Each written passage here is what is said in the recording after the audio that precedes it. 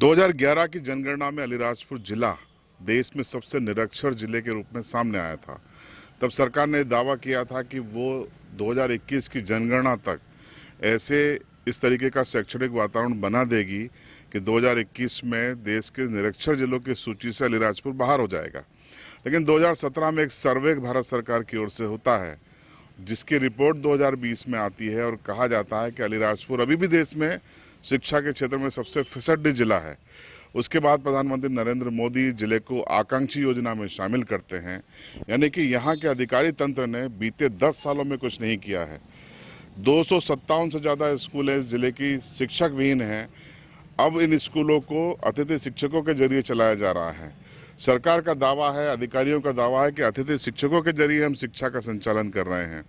लेकिन मैं मौजूद हूँ उदयगढ़ में, जो कि एक ब्लॉक है बीओ ऑफिस में, और यहाँ पे ये तमाम जो अतिथि शिक्षक जमा हुए हैं, इनको नियुक्ति के बाद से अभी तक उदयगढ़ विकास खंड में भुगतान नहीं हुआ है वेतन का, जबकि इनका न्यूनतम वेतन है। तृतीय वर्ग को 5,000, द्वितीय वर्ग को 7,000 और प्रथम श्रेणी को 9,000। बावजूद इसके अधिकारियों का बर्ताव ऐसा है मानो वो अपनी जेब से पैसा देते हों। जिले के सभी 5 विकास खंडों में उनका भुगतान हो चुका है, लेकिन सिर्फ उदयगढ़ में नहीं हुआ है। आज ज्ञापन देने आए हैं, उनसे हम बात करेंगे। किस मांग को लेकर आप लोग ज्ञापन दे रहे हैं? जी सर, वेतन संबंधी मांग को लेकर। क्या दिक्कत है आपको? सर, हमारे जब से ज्वाइनिंग हुई है तब से लेकर अभी फरवरी माह तक हमें वेतन नहीं मिला है सर। ज्वाइनिंग कब हुई थी? सितंबर माह में सर। सितंबर, अक्टूबर, नवंबर, दिसंबर, जनवरी, फरवरी, यानी करीब 5-6 महीने हो गए। जी सर, 6ठा महीना रनिंग है। बाकी ब्लॉक में क्या स्थिति है? सर, बाकी ब्लॉक में जमा हो चुकी है सर। आप पहली बार पूछने आए हैं कि इसके पहले भी आए थे? नहीं सर, हम पहली बार पूछने आए, उसके पहले सर हम हमारे सीएससी वगैरह को पूछते रहते थे। क्या जवाब मिलता था? सर हो जाएगी बोलते थे सर, 2-4 दिन में हो जाएगी।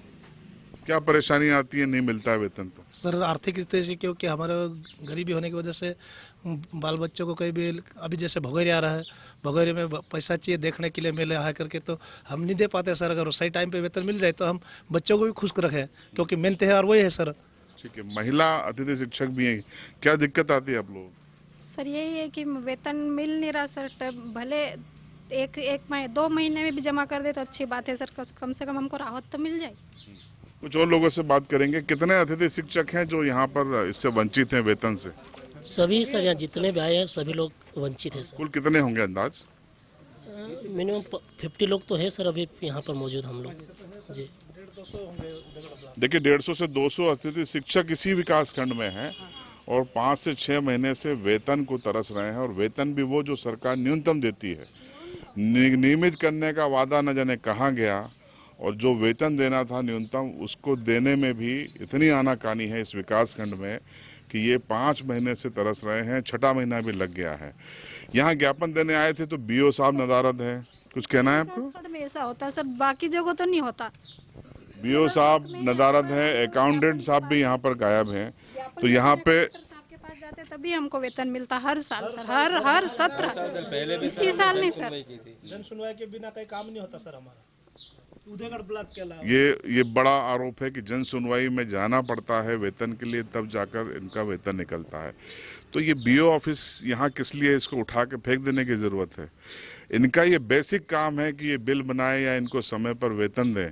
अगर ये भी नहीं दे पा रहे हैं तो ये तमाम अधिकारी कर्मचारी किस लिए हैं, ये एक बड़ा सवाल है।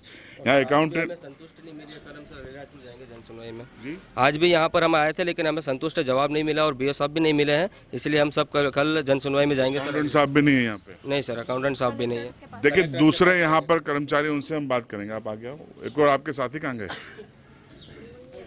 चलिए आप बता देना, ये बीओ साहब और अकाउंटेंट साहब कहाँ गए? बीओ साहब फील्ड में, अकाउंटेंट सर वहाँ जो बढ़ गए कोषालय में। तो आपको कोई जानकारी है कि इन लोगों को वेतन क्यों नहीं मिल रहा है? सर ये शाखा प्रभारी जो दूसरे हैं उनसे संबंधित है। वो भी खड़े थे यहाँ पे, वो कहाँ गए? देखिए, अभी ये शाखा प्रभारी थे और ये कैमरा देख के अब गायब हैं। ये कहावत है ना, चोर की दाढ़ी में तिनका। कोई मन में चोर है इसलिए गायब हो गए। बुलाने के लिए भेजा, देखते हैं आते कि नहीं। तो आप बताइए कि पिछले साल भी आप लोगों ने जन सुनवाई में दिया था? सर हर साल हम जन सुनवाई में देते हैं तो ही वेतन आता है सर हमारा। वेतन मिलता सर, तो होली के बाद ही मिलता है, पहले कभी भी नहीं मिलता है। जब अगस्त से भर्ती हो जाती है उसके बाद भी अगर ये पूरा इकट्ठा पेमेंट देते हैं, क्योंकि 2 महीने की 3 महीने बाद वेतन जमा होना चाहिए, ऐसा नहीं करते सर ये।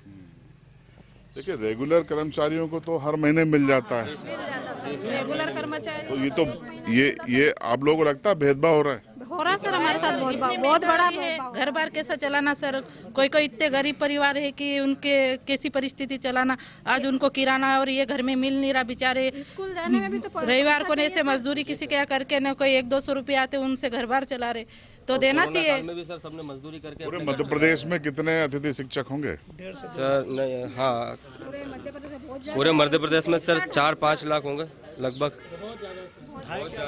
ये सर लाखों की तादाद में है, वर्ग 1, वर्ग 2 और वर्ग 3 में कम से कम 2 से 3 लाख अतिथि शिक्षक है सर, आलएमपी की बात करें तो। देखिए मुख्यमंत्री जी उर्फ मामा जी ये भी मध्य प्रदेश के नागरिक हैं, ये भी मध्य प्रदेश के युवा हैं, शिक्षा देने का पवित्र काम कर रहे हैं, इस पेशे में आए हैं, उम्मीदों से भी ये भरे हुए हैं, इनको आप नियमित करने की भी ज़रूरत है, लेकिन जो फिलहाल इनका वेतन है वो तो आप दिलवाइए।